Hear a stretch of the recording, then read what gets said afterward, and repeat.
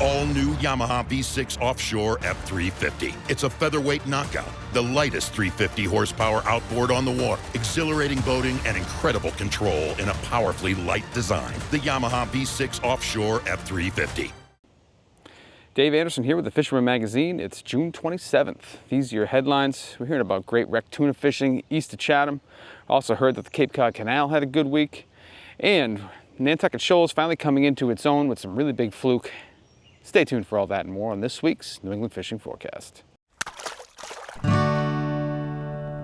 fishing news is sponsored by these fine partners.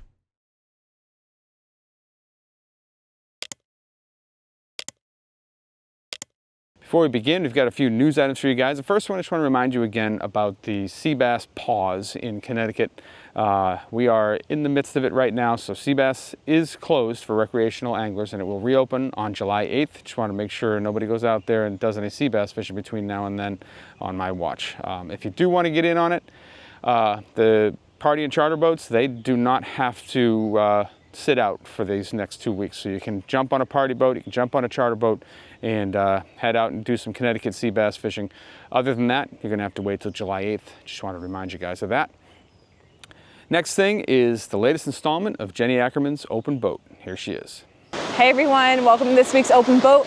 Today, I'm out here fishing the beach. I figured I'd give you a little rundown on the perfect beach summertime combo. So what I have right here, I have my koi fish rod. I built it, I love this thing. It's a 791. Perfect size rod, 791 up to 8 foot. That's my perfect range for when I'm fishing off the beach. Now, pairing your reel with that 8 foot rod, I like to do a 3000 size reel. Like I have a 3000 size Stratic on here. Another fan favorite of mine is the Penn Battle DX. Penns are excellent reels, so are Stratics, Daiwa BGMQ 3000. Whatever floats your boat. Everyone has a personal preference, but that's just the perfect combo. It's nice and light, it's comfortable. Like I'm walking the beach till sundown trying to scrape up a fluke or a cocktail blue. So you want to be comfortable with a nicely balanced rod. I'll catch you guys on next week's Open Boat, if I catch a fish. This is the Steiger Craft 255 Miami. This classic hardcore fishing machine with down east lines has a new trick up its sleeve. Check out this latest video on our YouTube channel as publisher Mike Caruso and Al Steiger reveal how the latest boating and fishing technology have been incorporated in the tried and true Steiger Craft 255 Miami. Click on the card in the top right or look in the video's description for the link. And the last thing, of course, is the giveaway, which is ongoing, and this has been a good one. I was really seeing lots of photos coming in. And you know, it's going to be a throwdown when I have to pick the winner this time around, just because there's been so many photos and so many good ones. And by now, most of you guys know the drill, but I'm going to run through it real quick anyway. It's a photo contest, so you send your photos in to me at danderson@thefisherman.com or text them to the number on the screen, and just give me the pertinent details. Tell me where the fish was caught. Tell me your name, the size of the fish, what you caught it on, stuff like that. And we'll get you in the magazine, we'll probably get you in the report, and who knows, if you take a really great photo of you holding your fish, you could win. So send them in to me. We're gonna be giving away a flat glide needlefish made by me, and that is gonna be in like a bright chartreuse over white, very effective color, and it's one of my favorite plugs. So get those in and we'll see who wins. Moving over to the reports now. We'll start things off up in Maine, and as we talked about last week, things have kind of cooled off a little bit. Well, they're starting to fire back up, I think thanks in part to the full moon. The way these guys are getting it done right now is throwing fresh or live bait. So a lot of harbor pollock, a lot of bunker, a lot of mackerel. You can fish those live or you can chunk them. The other way that they're getting it done is with live eels. So all these, live or fresh baits are what's working best. And the places to target are the lower stretches of the tidal rivers, like the Musam or the Saco. That seems to be where most of the action is right now. So if you're up in Maine, give those places a shot. Heading down into Massachusetts, we'll start things off with James Jewkes. Figure why not get it done by the chair today? Yeah, Monday's my day to give platelets. If anybody can. Only about 1% of the people that give whole blood actually end up giving platelets. just a little PSA for today. Give when you can, and I enjoy it. One of my second passions besides fishing. Anyways, on to the report. Freshwater guys are doing their thing, still catching, working hard for their stuff. The largemouth is mostly a night bite going on, but it's been slow. The carp guys are catching fish. Those guys are chugging along, nothing spectacular, but keep going. We're in the heat of the summer now. And then out into the striped bass, we're still catching fish. It's been a slow grind. Don't mind Rose right here. She's my phlebotomist. So, anyways, yeah, we're very slow fishing, been a grind, but guys are catching. I've had a bunch of slot fish in the last week or so. A few other buddies a little farther north been catching fish, a little south catching fish. A lot of guys have been steering clear of the sand beaches. Those have been slower than the guys out on the rocks, I'm sure, because it's a little closer to deeper water. But as we go, should get better towards this new moon. My fish were on eels. Other guys were catching them with the needlefish and metal lips. Some of the deeper waters, guys have been doing some jigging for them. The boat guys out front, they've been off quite a ways, mile and a half, and they've been getting some good fish. But other than that, that's about it for this week, Dave.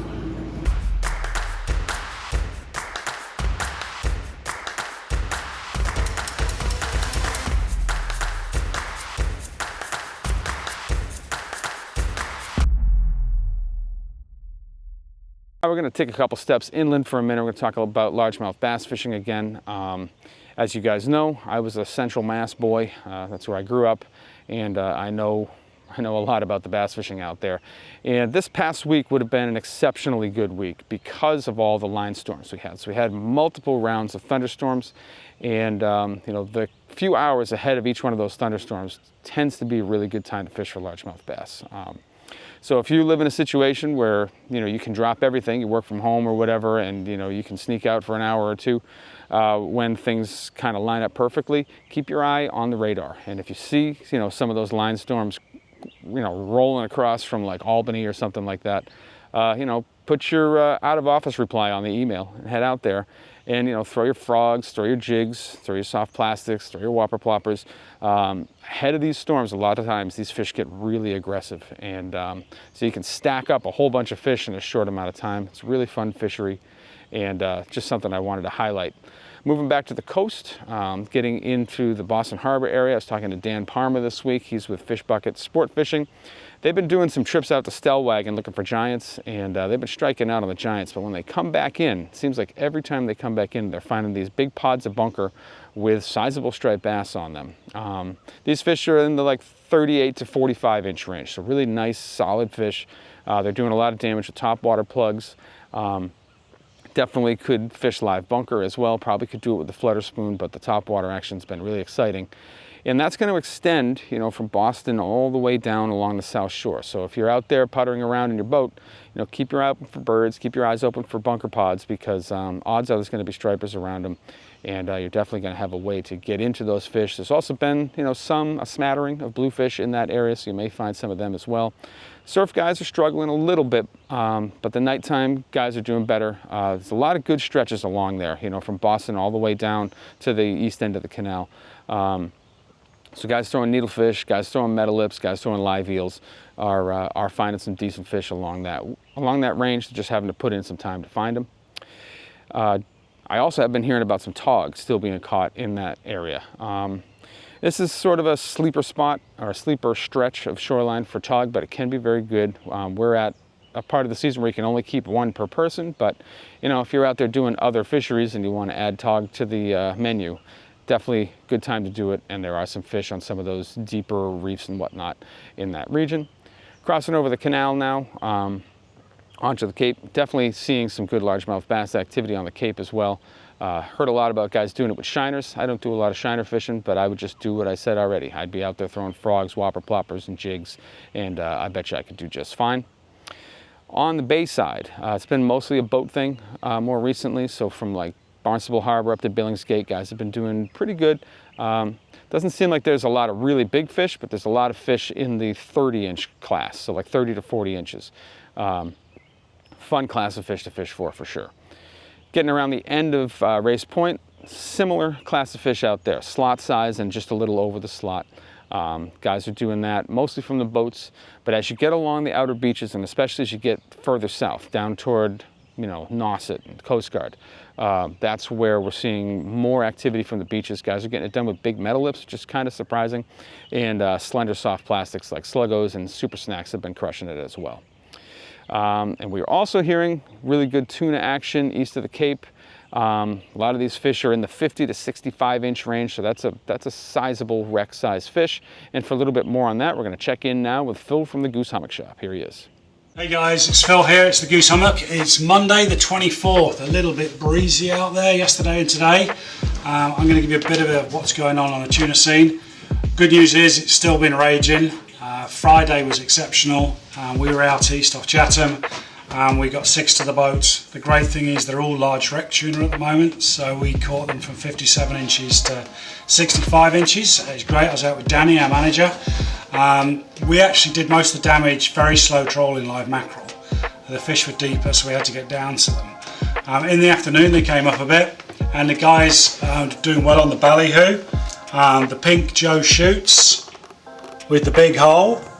Shout out to Bruno, he's a big favourite, big fan of this lure. I know he loves a big hole.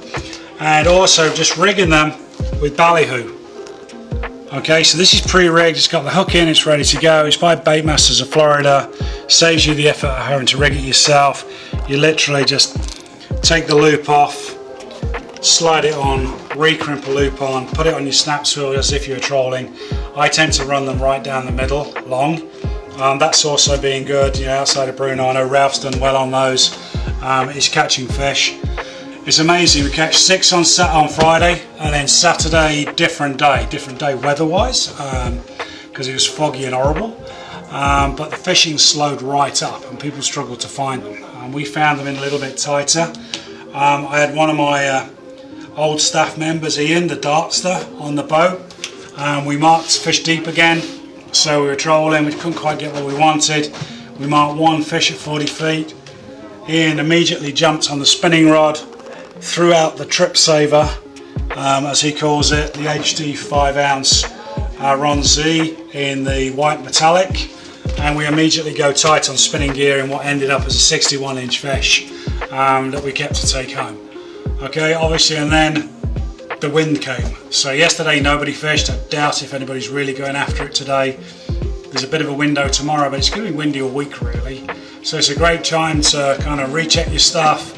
If you need new top shots, come in, we can get them done for you.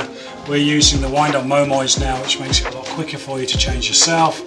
If you're looking to get into it, the great thing is the tuna class are great. They're all around 60-65 inches, so you're catching 100 to 140 pound tuna. That's going to really bend the rod. If you're on a 50, even if you're on 80, you're going to get into it for a while.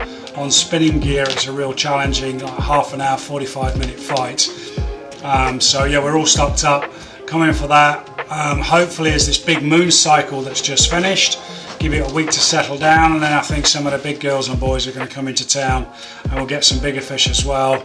Fingers crossed they stay. It's been a fantastic bite so far this season out east, and I know the guys up in Stelwagen are killing it as well. So generally great fishing for tuna.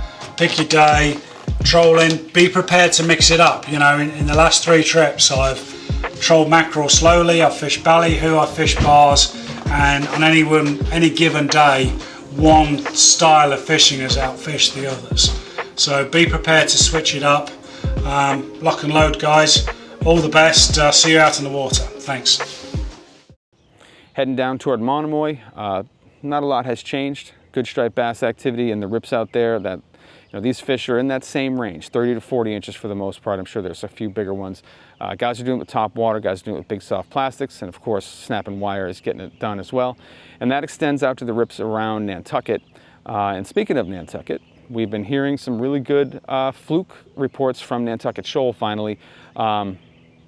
It's been a tough week to get out there. It's been really windy and really rough, but we had a couple of windows there, and one of our guys got out there. We had one of our Rhode Island guys, actually, Jeff Sullivan, is going to jump into the Massachusetts report. We're going to mix it up a little bit. He made a shoals trip this week, so here he is. I have a report from the Nantucket Shoals this week. I took a trip out there 3 days ago, and we did exceptionally well. The fishing was red hot. We got into fish right away. We were fishing around 100 feet of water. We got like 40 fish, 45 fish, something like that. We got a few double digits, 11.5 pounds being the biggest one of the day. It was just, and we brought home some table fare at that too. You can't beat that. I love fluke. But the deal out there as of late is the mackerel. There's been a lot of mackerel schools out there. So if you end up going out there, which I highly suggest you do, because it's been phenomenal fishing, if you market mackerel, stick around them and drop your rigs to the bottom. You'll hook up to bigger fluke. We noticed that was the pattern the other day. Not saying there's no bigger fluke on the outside of the mackerel. It's just those bigger mackerel seem to be hypnotized by those bigger fluke, seem to be hypnotized by the bigger mackerel. They were beating up the mackerel so bad they were tail walking on the surface. So that's awesome to see, But with that, we were using simple rigs, really easy rigs, nothing complex, nothing crazy. We're using simple high-low rigs with Dominic from Backwater, his poison tail teasers, which are incredible pieces of hardware.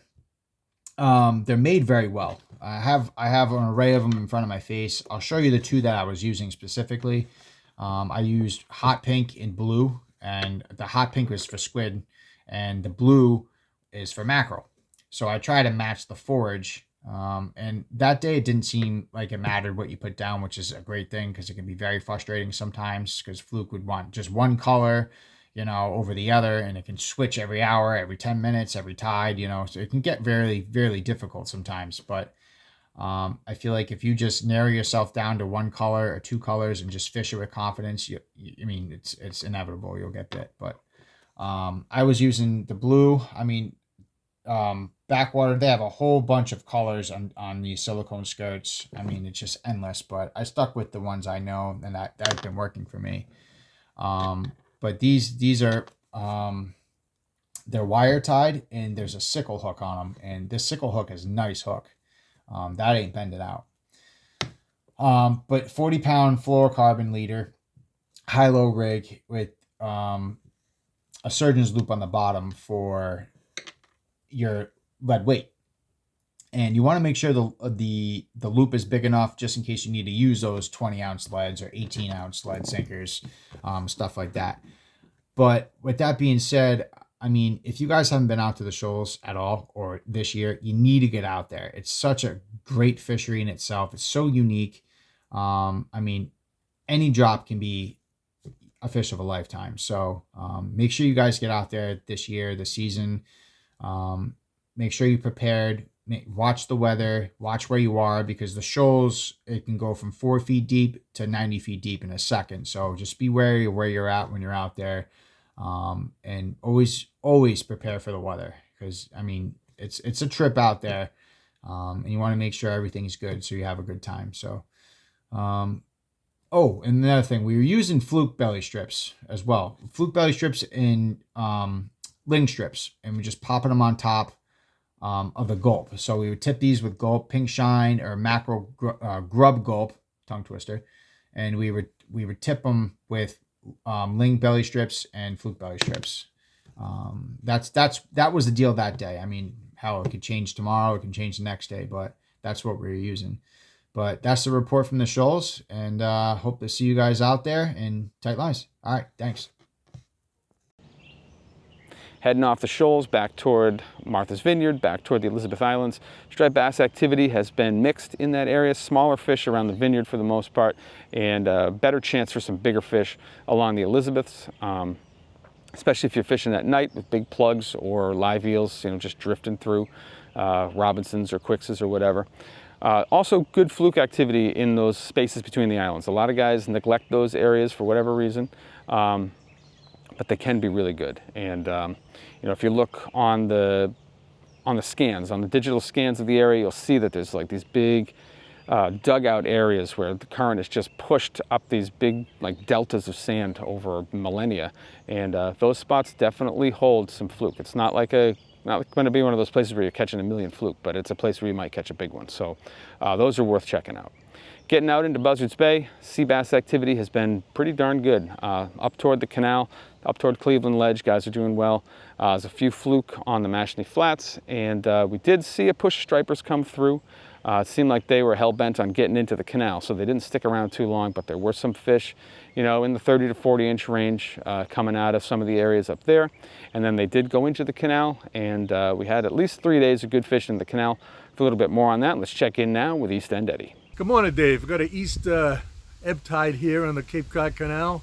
Earlier this week, there was a whale swimming around in the east end. That was the most action for a while. But then some mackerel and pogies came in, and hopefully they stay so that the predators will stay. And Matt Sater started off with a 18-pounder in a mid-morning west tide. Matt was using a Shaddy Daddy white with a touch of pink. He's only 15 years old, and he's already an experienced angler. And then 2 days before the full moon, Slapshot Scotty Ewell caught a 35 inch with a magic swimmer, white magic swimmer, and Slapshot was working the tail end of an east tide.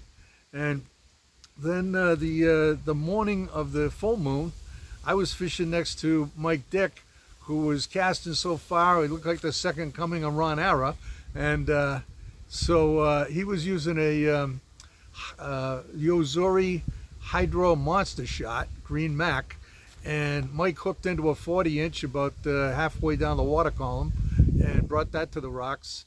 So then on the day after the full moon, canal legend Bill on the Grill Produce took top hook with a 31-pound striper that he picked off the top with a Maine a striper Maniac, Green Mac. And this fish exploded on the surface and sprayed water and splashing like a car wash, and then took drag all the way to the bottom. And Bill fought that to fruition and finally brought it to the rocks. And at the same time, fishing next to Bill was Tim Hollywood Petrarca, who was throwing a swimmer at the time, but he saw that Bill caught the fish on top, so he wanted to switch quickly to a surface plug. And fortunately, he was wearing his Z-belt, which had a tube that contained one of the best surface plugs on the canal, Guppy Jobo Senior. I like the Junior, but Hollywood likes the Senior. It was a white one, and he was able, because he had that Z-belt on, he was quickly able to switch plugs and threw the Jobo out there and caught a 34 inch. So congratulations to him too. Then the day after that, I caught a 37 inch with a Striper Gear Green Mac Rocket, and this fish fought way above his weight. He was 37 inches, but when I was reeling him in, I thought he was probably closer to 42. So it's been good. It's getting better. It was a fast-moving. Couple of those schools were fast-moving schools, and they didn't hang around. You only caught one fish. Most people caught one fish. So it's getting better. And my tip of the week is, there are two pole 50s. Poles in the canal are marked in sequence of 5. They actually don't start at 5. In the East End, they start at 10, 15, 20, 25, all the way to 375 on the West End. But the guy that was putting that together that was doing that job that day of hanging the signs, the numbers, lost track of it. So we have two number 50s. So it goes 45, 50, 50 again, then 55. So if you're meeting one of your friends and you tell them you're meeting with pole 50, make sure you tell them which one it is. Or if, some guys record their fish data, what pole they caught the fish at. And so just be sure you put down the correct number 50. So until next week, catch a big one. And now, the Dream Boat Fishing Challenge entries for the week. We had 4 entries in the fluke category. First, we have Long Island subscriber Brian Polsinelli with his entry at 11.68 pounds. Then we have another Long Island subscriber, Mark Zaluski, with his fluke weighing in at 8.1 pounds. Our third entry comes in from New England subscriber Mike A. Briggs, scaling in at 12.47 pounds. And the fourth entry is Michael Blonsky with his fluke, coming in at 9.8 pounds. The Sea Robin category had 1 entry, and that was from New England subscriber Fernando Ledge, taking the 9th spot, weighing in at 2.18 pounds. So the standing looks like this. Anthony Savino is still at 19 points, Christopher Jones at 12, and Frank Shea at 10. Just a reminder, for your chance to win the grand prize Steigercraft powered by Yamaha and other great prizes, you need to be a subscriber to the Fisherman magazine and use a 2024 entry form filled out completely, available at thefisherman.com/contests. Heading out of the canal out into western Buzzards Bay. I was checking in with the bounty hunter. I checked in with Jason Colby over at Little Sister. And sea bass fishing has been very good. They're still getting some tog here and there. And they're finding good numbers of slot-sized stripers all along that region, from like Wareham out to Westport. And then some of the longer trips, heading out more toward the Elizabeths, out toward Nomans, they are finding some nice-sized fluke as well. So there's all sorts of opportunities in that region, and that's what I have for you guys in Massachusetts this week. Crossing over into Rhode Island now, we'll start things off with an East Bay report from TJ Kopecky. Thanks, Dave. Hey guys, quick report for you. A little bit of East Bay, a little bit of southeastern Mass. I've been noticing a lot that, some of the striped bass fishing in the Warren and Barrington River is really getting tough. And it's a matter of figuring out patterns, tides, fishing mainly, they're going to bite better in the early sun, or they're going to bite better at dusk. I tell you, it was a struggle for me this weekend, and I literally was trying to pick apart a lot of the spots that I fish in the Barrington River this weekend just to get on a steady bite. And I tell you, what one was just using a lighter jig head in the sink ratio to that was using a 3-inch diesel minnow from Z-Man. That's what they wanted. They didn't want anything in the 5-inch. They didn't want a 4-inch. I started fishing the 3-inch, and I really started catching fish. So I think things are very still bait specific to size, match to hatch type of fishing going on up in the Warren and Barrington rivers, and also the temperature of the river is up in the 70s. So that's another factor. The water's getting warmer. These fish are moving out. Try fishing Rumstick Point, the mouth of the Warren River, and getting towards Cold State Park. The water's a little cooler out in the bay there. I've got some good reports of some striped bass from Milgot.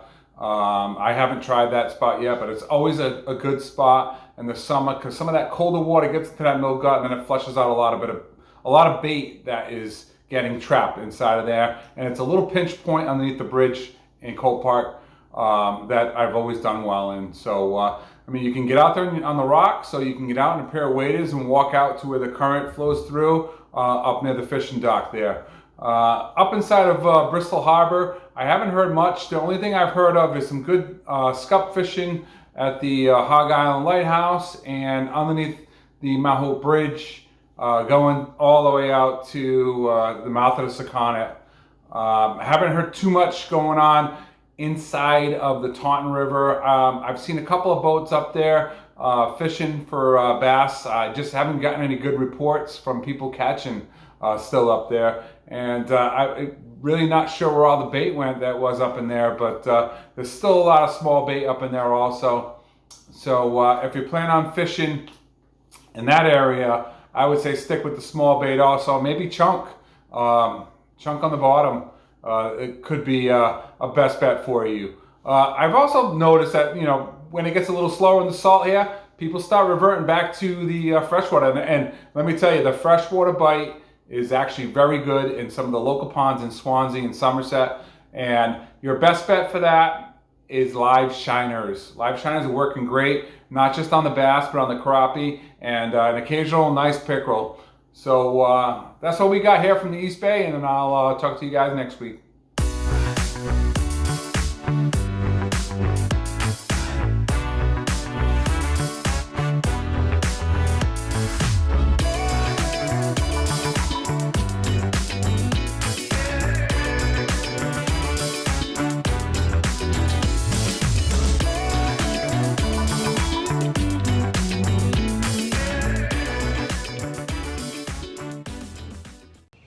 So what I've been hearing from the bay, from Mount Hope Bay and Narragansett Bay, is that a lot of the bigger stripers are moving out now.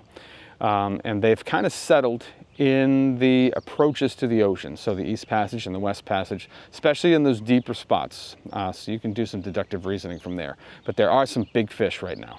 There are some 30 to maybe even as big as 50-pound fish pushing through those areas right now. And it's been, again, the weather has not been great for guys to get out there and target these fish, but the guys that are getting it done. And, there's some big fish to be had. There's also been some really nice fluke around the bridges, whether you want to fish the Pell Bridge, or as they call it, the Newport Bridge, or you want to fish over more toward the Jamestown Bridge. Both of those areas have, vast areas that put out fluke every year, and right now they're both putting out good numbers of fluke, so you can check those out. For a little bit more on things going on in the Newport region, let's check in now with Captain Coral Aiello from Sara Star Charters. Hi Dave, Coral here from Sara Star Charters with Rhode Island Fishing Report. Stripers are definitely moving around. We have had reports of a lot of pogies kind of coming into Providence and all the way up the bay. So there's been tons of stripers all over the place up the bay, as well as of course out front. The bite has not been very consistent though. It's been hot and cold. It's really good one day or for a few days, and then it'll kind of shut down, and then it will get good again. And I don't know if it's because there's so much bait around and they're just so focused on the bait that they're on that it's hard to get them to turn their heads to anything else. But that's just what I've experienced being out there almost every day, and I know a lot of other people have experienced the same thing. Over the last few days though, however, we have gotten away from this full moon, and I have never been a big fan of full moons while fishing from the boat or on the water. So usually that kind of disrupts the bite a little bit, I've noticed, and the fish just don't really like it. There's a smaller window of the tides that they like. So that we're getting away from this full moon, it has been more consistent, and we are definitely getting fish on both tides, upcoming and outgoing. So things are definitely starting to settle in, in the summer when they, kind of take up residency and settle down, and they're not, all over the place chasing bait. So that's definitely a change that I have seen within the last few days. And I hope that, they do kind of settle down, because it's easier to catch them like that. There's been days where they'll hit eels and it's been really good. And then the next day it's a grind just to get a few fish. I even went out there with live mackerel a few days ago, and, you put them on piles of fish and they won't even touch it. So that's a little strange. So when I see that, I'm like, okay, they're definitely not hitting right now. As far as the bottom fishing goes, black sea bass has been pretty spotty. They're out there, and you can, get your limit. You really just have to work for it. Over the last, I don't know, even 5 years ago, I remember going out there and it was just super easy to get your limit. It was just kind of lock and load, nice sized fish, big blue heads. But over these last few years, I don't know if the fish have just kind of moved more north or where they're going, or if they're going offshore. But the inshore sea bass bite is definitely a little challenging. You really have to pick through, lots of shorts. You're better off drifting so that you can cover ground. When you, start a drift and you find a concentration of fish, then you can kind of keep going back on that drift. So that's been a really good way of at least getting a few sea bass and trying to get your limit on them. As far as the fluke goes, pretty much the same thing. We are getting some nice inshore fluke, and I know a lot of guys are, getting a few, good size, fish, doormats, but there hasn't been anything crazy. They are getting them south of Newport, offshore a little bit more, which is usually a little bit better, but, getting them in about 50 to 60 feet of water inshore. But it's pretty much, how it usually is. The fluke, when my dad started fishing, started the char service 30 years ago, it was, he used to do so many fluke chars because they were everywhere and very easy to catch. But again, they're around, but they aren't spotty, and you have to find the spots that they are at to get on a good bite. As far as bluefish, you know, they are very nomadic and they kind of just show up when they show up and then they disappear and then they show up again. So that's pretty much how they usually are. And, you know, we caught 2 big bluefish yesterday and we hadn't seen a couple bluefish in like a week or so. So that's pretty much what's going on right now. You know, the water temperatures are warming up. Yesterday it was 66 degrees. So, you know, that's, you know, we're kind of just getting into the summer months here and, you know, we'll see how it goes. And, you know, as of right now, everything's pretty much status quo as to all the fishing and things like that. We had 2 entries in the Coastal Kayak Clash this week. Gary Innes of New England entered a 25.25-inch fluke. Then Bob Wagner of New Jersey entered a 31-inch fluke, besting his 27-inch entry. Now, Bob Wagner and Justin Oser are still stuck in a virtual tie at the top with 9 points apiece, but because Bob Wagner has bigger fish on the board, he holds the top position. Mike Radoszewinski is in 3rd place, sitting well in striking distance with 6 points. For all the details on how to enter, visit thefisherman.com/contests. Heading out of the bay now. We are seeing good sea bass activity along Newport, along Jamestown, and along the Narragansett shoreline now. Hasn't been as good as maybe what we might expect. It's still been a little pickier. Guys are having to look around for them a little bit more than maybe they did last year. We're still kind of waiting to see if they'll really fill in, but the bite is picking up. One thing that's been a surprise is the fluke activity. Fluke bite from Newport all the way down to, you know, Mesquamaket has been good. I actually meant to say Matunic, but all the way down to Mesquamaket has been good as well. We'll talk about that more in a minute. But there has been a surprising fluke bite all along that range this year. Guys are calling it the best they've seen in 5 years, which is great to see. So, you know, anywhere from elbow ledge all the way out to the center wall, you've got good opportunity to find fluke in there, and obviously there's good opportunities to find stripers and maybe even some bluefish along that stretch as well. For a little bit more on all that, let's check in now with Captain John Lee from JL Charters. Hey guys, John Lee, JL Charters over here in Point Judith. We've had some good fishing this week, some very good bass fishing, both with slot fish and with some big fish. When that breeze has come up, we've had a lot of wind this week. The island has seemed very alive to me. We had a couple of trips on both corners where fog set in, the breeze set in, the shear waters and tuna birds were all over the place, and we had some very good fishing. The bottom fishing seems to be, for sea bass, seems to be getting better. So hopefully that just keeps maturing. I have not done well on fluke, but I do have a bunch of fluke trips this week. Not full day trips, they're 4-hour trips. So I'll get a better handle on how the fluke bite is going forward. Anyway, hope all is well with everyone. Take care. I'll get back to you next time. There's been some big bass out at Block Island, but the bite's been inconsistent. So some days have been really good, some days have been virtually dead. I think this is just an indication that these fish are moving in. The full aggregation has not sort of settled on the ledge yet. We'll look for that to happen maybe around the July new moon next week. So we're going to keep an eye on that for you guys. And then heading out from there, it's been a windy, rough week, but a few guys have gotten out for tuna. And the bite is going strong out there. Guys are fishing that whole stretch, that whole south of Block Island stretch. In fact, if you check out this month's, the July issue of the New England edition, we do have a story by Captain Pete Henderson that covers that whole area, what it means to fish south of Block Island, where the best spots are, and you know, all the things you need to make your first trip offshore with a small boat. So definitely check that out. But the bite's been good, and if we ever get out of this windy pattern, it might be great. So just keep your eye on the weather, and all you offshore guys, get out there and send me some pictures. Heading back toward the coast now, up along the South County beaches, the fluke fishing has been best in 5 years there as well. Seems like the fish are in 50 to 70 feet of water for the most part. Not hearing about any like monster fish, nothing double digits, but we're hearing about a lot of 5 to 7, even 8-pound fish coming off those sandy spots out there, off those humps and bumps. The fishing's been pretty good. Surf guys have been doing pretty good from the breachways. The fish are, you know, averaging a little bit smaller right now. The bite's slowing down a little bit compared to what it was, you know, a month ago, but you know, still a viable fishery. Guys are still you know, making the sacrifices to get out there every night, and they are being rewarded. Bass guys from the boats are doing best, you know, Watch Hill Reefs and then heading out behind fish. There's a lot of big fish in that area in the summertime every year, so definitely want to keep a close eye on that if you're a bass guy. And, you know, there's going to be some good sea bass activity around the Watch Hill Reefs as well. Just make sure you don't cross into Connecticut, because don't forget that we're paused for sea bass for the next 2 weeks in Connecticut. So just keep an eye on the line, and that's what I have for you guys at Rhode Island this week. Heading over into Connecticut now, the best bass fishing in the Eastern Sound continues at the race. Now, things were better maybe 2-3 weeks ago, but they're still very good.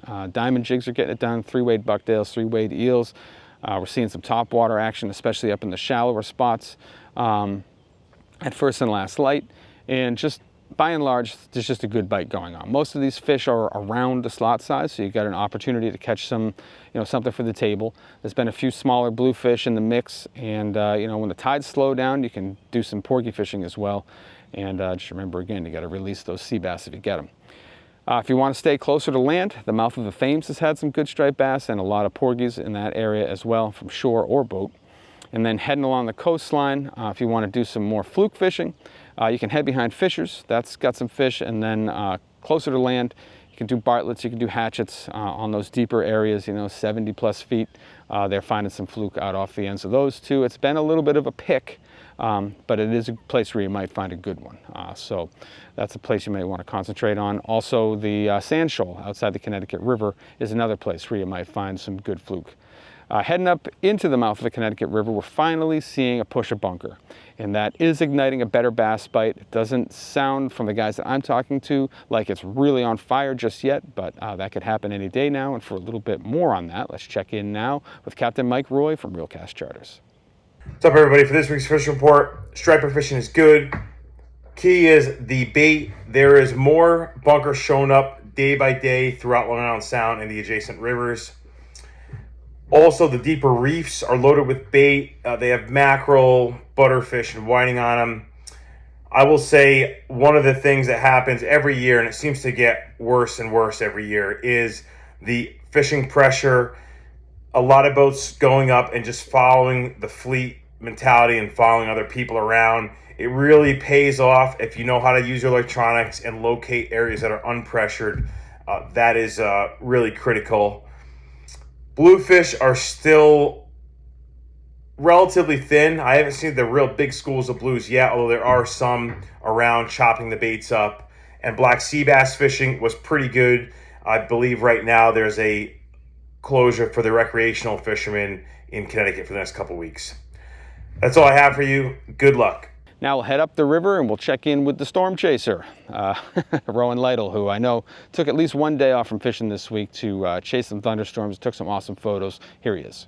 Hey everybody, so just another week of continued kind of typical summertime weather here in Connecticut, and that's certainly playing a role in the fishing. Now this last week I took quite a few days off from fishing actually to storm chase. I have quite an interest in severe weather in particular, and anytime an interesting setup comes about, I will chase. And on Sunday, I caught a beautiful storm that was tornado warned as it was coming over the river near Hartford. Now, of course, if you're really interested in having good success fishing, you should have a fair understanding of the weather and how that affects the fishing. And those summertime thunderstorms like that can play a big role, especially in the Connecticut River. Now, it's a large river, and a lot of the main flow of the river comes from streams, from tributaries way up in New Hampshire and Vermont. But the rain we get down here, especially if it's a localized rain, can really play into having good quality summertime fishing, especially when it comes to large channel catfish, and that is one of my big focuses through the summer. And now, one way to find really good channel catfish fishing is to look for flow bumps in those tributaries. So we get a thunderstorm like that that'll roll through one part of the valley, and one or two tributaries might get a flow bump and others won't. those are oftentimes going to be the places you want to focus your efforts for the few days after that rain happens. So as we go into the next few weeks of this very typical low flows in the main stem of the river and potentially some showers and thunderstorms here and there each week, pay attention to that and focus on that for your best shot at some good summertime channel catfish action in the Connecticut River. And now we'll head out of the river. We'll check in at Black Hall Outfitters with Matt Stone. Here he is. What's up, guys? Matt here from Black Hall Outfitters in Westbrook with this week's fishing report. We've had some wind blowing recently, also a few hot days and a moon, so things are kind of shuffled up right now. The fish have definitely moved. I've heard from a few charter buddies that there's been some relocations of kind of big biomasses of fish. A lot of them are going to be in the same spots too, but always on those moons, good to keep an eye out for things and how they may have shifted. I was out yesterday, found some fish, kind of eating a bunch of different stuff right now: topwaters, soft plastics, live eels. If you can three-way bunker, there have been increasing reports of bunker around our Central Sound area, which is awesome. A lot of times you're going to be able to go out there and find them now. Not the kind of one throw of the cast net and done stuff like we're used to the past handful of years, but enough certainly to fish and have them to have some fun, catch some big bass. So right now, while sea bass is closed, your options are fluke, which have been really good. Honestly, we've had better fluke reports this year than in the past 3-4 years or so, which is great. Porgy's getting increasingly better. Still some bluefish around, plenty of fun on those guys. And then also, obviously, those stripers we talked about earlier are going to be available. Probably moving into their more summery time haunts as we approach the 4th of July here. But everything's been a little bit behind this year. So keep an eye out, be ready to change spots, try a bunch of different baits and lures and things like that. Pick your days and have some fun. Now, the guys I talked to that are fishing west of the Connecticut River are saying things are changing a little bit. The stripers are scattered, a little more scattered than they were. They're seeing more bluefish, but even they seem a little bit scattered. There's two classes of blues right now. You got like the annoying 2 to 4 pounders, and then you got some bigger fish in the like 8 to 10 pound class or so. But neither of those fisheries are providing consistent action right now. So you definitely need to be moving around. You got to be trying, a bunch of different reefs, Southwest, 6 Mile, and all the smaller ones in between. Porgy fishing's been a lock. You can make that happen from shore or from the boat, and the fishing's been very good. And as we get out further west, there's just so much bait still out there. So many big bunker. Still got mackerel out there, and that's holding a big biomass of large striped bass, which just don't want to leave yet. So they're prioritizing food over water temperature. And for a little bit more on that and all the other things happening in the Western Sound, let's toss it over to Max Finch from Fisherman's World. Here he is. This past week it's been windy and rainy, but we've still seen some really good fishing locally. We've seen fish to over 15 pounds locally caught south of the islands. Sunset, nighttime is definitely your best time chunking bunker throughout the night on our deep water reefs. There are fish inside the islands too. We've seen them up to 30 pounds. Guys chunking shallow inside and then outside around the islands. Fishing around the bunker schools and sunrise and sunset has also been very productive, throwing stuff like big swim baits, big bucktails, and then the dock lures on top and big poppers. Diamond jigging our local reefs too on the outgoing has been really productive, 11B and 28C, especially the north end of 28C and the outgoing. We've seen some really big bluefish in the mix. Guys that are targeting bluefish mid-sound, out in 100 feet, trolling wire with umbrellas or bunker spoons and deep divers is a really good way to find them. And once you start getting into them, you can start, casting some top water plugs, and it's a lot of fun. Fluking on our side is definitely picking up. We've seen some really nice fluke caught. Guys got limits and still guys shooting across who are doing really good in Smithtown. It's just chock full with sand eels over there. Once you start marking them on your sonar, that's the place you want to be fluking. I'm hearing tons of limits, fish to 7-8 pounds has been really good fluking locally. They're starting to get a little deeper, so guys are bumping around. I've seen some nice fish caught in like that 50-foot mark now on bucktails tipped with gulp. Gulp, transitioning the summer seems to work really well when you have a really good drift. And don't forget, when you have these really windy days, when you're moving like 1.8 to 2.1 knots, there's these really big M3 drifting spoons, on the 3-way tipped with a whole dead squid is a really good way to find some big fish. Last year we seen some really big fluke taken that way. It's not all the time you get the big ones on them, but when you do hook them, it's really nice. Porgies are starting to be caught from shore, and then they're really starting to flood our shallow water reefs now. This past week, we've seen them offshore Rhode Island. Guys are getting them off the Calf Pasture Pier. You know, Westport's been a hot spot too, and Rowayton. And then on our deeper water reef too, we still see some really big hubcaps. And then sea bass are still 50, 65 foot. That should remain strong like that throughout the summer. Diamond jigs, butterfly jigs, you know, diamond jigs tipped with gulp, bucktails tipped with gulp, and then your traditional high-low rigs with clams, squid, or sandworms work really well. Remember to bring clam chum that helps keep the fish under the boat. Thanks and good luck. And that's what I have for you guys in the reports this week. Hopefully it's going to inspire you to get out there. Don't forget to take photos. Don't forget to send them in. And don't forget to check out the July edition, which is online now and should show up in your mailbox any day now. If you're not a subscriber to The Fisherman and you want to see what we're all about, head over to thefisherman.com. You get a full taste of what we offer. We cover all the fishing from Delaware up to Maine, and we cover every angling discipline you can think of. You know, from paddle boards and surf to heading offshore for tile fish and tuna, to you know, traveling inland to go do some steelhead fishing, or just hardcore surf guys fishing for striped bass. It's all covered in the magazine. It's $30 for the year, $29.95. You're going to get 12 editions sent to your house, like paper magazines, and then you're going to get 26 digital editions sent to your email every week during the fishing season from April to November. It's the best $30 you can spend in fishing. There's no way around it. But if you look at all that and you're still not interested, at the very least, give us a like and subscribe here on YouTube and hit that little bell thing right there so you get a notification every time we post something new. I appreciate you guys for watching, and we'll see you next week.